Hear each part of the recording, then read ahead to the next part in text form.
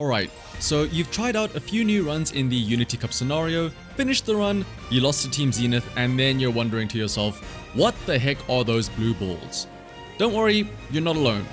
Unity Cup adds a lot of new mechanics which aren't exactly explained very well in game. But these new mechanics are very important to understand in order to make sure that you get decent runs in Unity Cup. A proper understanding of the new mechanics will help you get more stats, and it will help inform you on what support cards you should take, and also make you realize how exactly you're being screwed over in your runs. So today I'll go over the most important points that you need to know about the Unity Cup scenario, which will hopefully help you have smoother runs. A lot of this is going to be revolving around the blue balls. Basically, the crux of Unity Cup is going to revolve around Unity training. Now, Unity training is whenever your teammates or your support cards have that little blue gauge, and specifically when there is the up arrow next to them. Once you train with them 4 times with this Unity training, they will be ready to burst, or they fill up their gauge. Now note that it is random when actually they allow you to have Unity training. Think of it similar as a skill hint. It's not always guaranteed, and it's up to RNG, which is going to be very annoying. Now, as for what happens when you do a Unity training, firstly, all of that specific teammate stats will increase across the board. But depending on the facility at which you do the Unity training, you will get a bonus to that specific stat. So for example, if you train on power, they will get a bonus to their power stat. But after you do your 4 Unity trainings and you fill up the gauge, then you have the burst training available for use, or spirit burst. Now unfortunately, even after you fill up their gauge, it's not like a rainbow training where it's always guaranteed, but unfortunately it is random as to when they actually trigger the Unity training for a burst as well. But now what happens when you do trigger that burst training? Firstly, the most obvious one is that you get even more stats for your own trainee depending on the facility that you're training at. The teammate itself also gets a lot of stats, once again with a higher bonus to the facility at which you train. Not only that as well, but it also increases the teammate's individual stat cap for that training facility. So for example, if you burst on speed, their speed cap will be increased. More importantly though, if the burst is triggered on a WIT training, then your trainee will recover extra energy. Otherwise, any other facility will end up using more energy for that burst training. This is a very important topic that we'll touch on a bit later, and it's why WIT is going to be so valued in Unity Cup. Now, why is training your teammates and doing these Unity trainings and then bursting, why is it so important? Well, obviously, more bursts means more stats, which means more good, right? But more importantly though, some of the things that aren't really highlighted a lot when it comes to the bursting aspect of things is that by increasing your teammates' stats, it makes them stronger when you do the Unity Cup team races. And making sure that you win those Unity races is very important, especially because beating Team Zenith and then of course beating the 2 trainees in the URA scenario give you a little cutscene at the end of the career which gives you a chunk of stats. If you don't beat Team Zenith, honestly you can think of it as a chalked up run.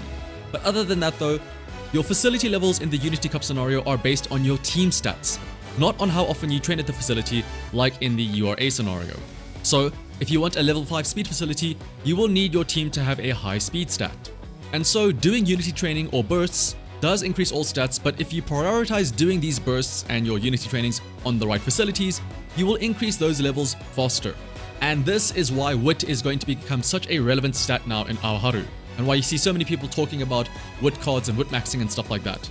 Because bursting on WIT recovers more energy. And so, training on WIT becomes a very appealing option now, considering how often you'll be spending extra energy whenever you burst on other facilities. More energy recovery means more turns spent training, and it also counteracts that extra energy spent when bursting somewhere else. Not only that though, but because WIT also increases speed, bursting or doing Unity training on WIT also contributes decently to increasing your speed facility, since it will increase your teammate's speed stat as well. All of this while recovering energy.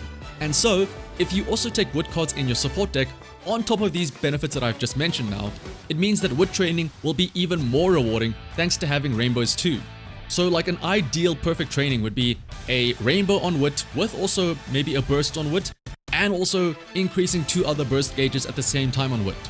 It is basically a free turn of energy while getting a decent amount of stats and also setting you up for later bursts elsewhere. Now that being said though, it is not mandatory by any means to take WIT cards though, it's more of a luxury thing. So in other words, you would want to take a WIT card if you are already hitting comfortable stat lines in your other stats with your current setup. But before you go and jump in and throw in 3 WIT cards, just make sure that you know that it's only there as a luxury. you still want to hit your speed cap, and the best way to hit speed cap is to, well, use speed cards. So, now that you know about what the bursts do and what the Unity trainings do, should you prioritize rainbows or spirit bursts? Well, unfortunately, you're not gonna like my answer, but in a perfect world, you want both to happen. Like I said with the WIT example, in an ideal training, you want your rainbows and also bursts while also setting up other bursts. Again, treat bursts as a secondary rainbow training that can be done once off. You want to be raising that spirit burst gauge pretty much non-stop. And because of this, get ready for your new RNG cope in Unity Cup. Since you cannot control where your teammates go, and even if they do roam onto the facility that you want, there's no guarantee that they will trigger a Unity training or a spirit burst. It's 100% possible that you can finish a run and have 3 bursts that were just not triggered and like 6 different gauges that never had a chance to fill up. On average, I would say that a decent amount of bursts done through a career is like 10. In fact, you get a special epithet for doing 10 spirit bursts throughout a career. But obviously, in an ideal scenario, you want to trigger every single teammate's spirit burst. And so, you should try to build up bursts and trigger them as early as possible. There's several reasons for this. The first is that the sooner you trigger these bursts, the sooner that your facility levels will level up, and so that will snowball your stat line earlier. The second is that your teammates having higher stats will also help you win those Unity Cup races. Next, there's no benefit really to stacking bursts like there is for rainbow trainings, where if you have 3 rainbows, it's multiplicative. But when it comes to bursts, there's no benefit for doing 2 bursts at once as opposed to just a single burst twice in a row. Other than, of course, the energy spent on training. Also, the bursts are sort of random, so who knows when you will see that burst again. So rather trigger it now than, wait until the end of the career and then see that it never actually triggered again. So now, that being said though, when is a good time to then train your Unity trainings versus when you have like rainbow training as another option? It's a tough choice. But firstly, even though your teammates aren't your support cards, sometimes doing a training with no regular support cards is worth it as long as you are building up several of those bursts. Think of it similarly as how you would build up your bond gauge for rainbows in junior year for your support cards. Because yes, even though there's no rainbow training there, if you're building up for 3 rainbows later on through the effectiveness of a burst, then it's worth it. Now, of course, ideally, you do all of it at the same time, right? Ideally, you do a Unity training, which increases the gauge, as well as triggering a regular rainbow at a facility that you want. So some good facilities to burst on are, of course, speed for, well, speed stats, and also wit for the energy recovery and the slight speed boost. Next, stamina and power can also be bursted on if you feel that you are lacking in those stats. And guts is not really an ideal stat to burst on, but it can be worth it if you are also building up several other bursts at the same time with that training. Again, remember, think of it as just building up bond for friendship. And now for the most important question that I think a lot of people will have, and it's a very difficult question, but what support deck should you use?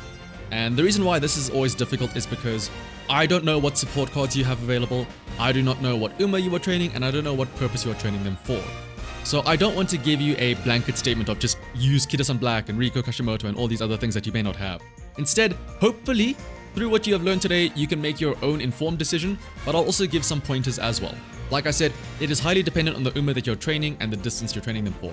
But I guess the most thing that you're concerned about is going to be for the upcoming Virgo Cup, which is a mile cup.